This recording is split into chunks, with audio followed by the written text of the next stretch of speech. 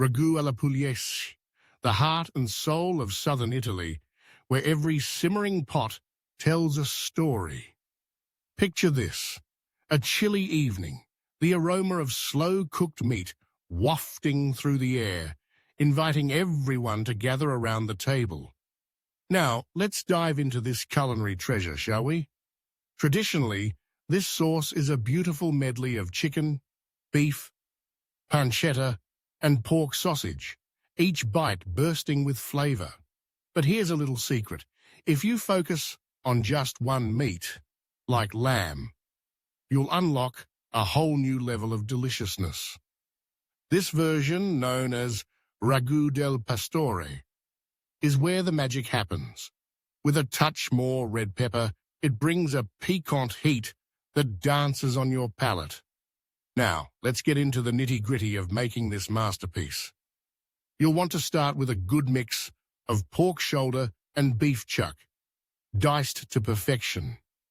Don't forget your aromatics: onion, carrots, celery, and a couple of cloves of garlic, finely chopped. That's where the flavor begins. Sauté them in olive oil until they're soft and inviting. Then crank up the heat and brown that meat. Trust me, those caramelized bits are essential for depth. Next, we deglaze with a cup of red wine, preferably a local Pugliese gem like Primitivo. Scrape up those flavorful bits stuck to the pot. That's pure gold. Then in goes the tomato passata, a handful of fresh basil, and a sprig of rosemary. Let it simmer low and slow for a couple of hours. This is where patience pays off.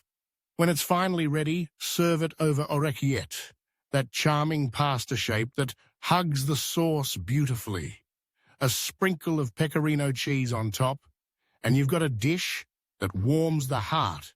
So whether you're sticking to tradition or experimenting with your own twist, remember, the best frappies are those made with love and a little creativity.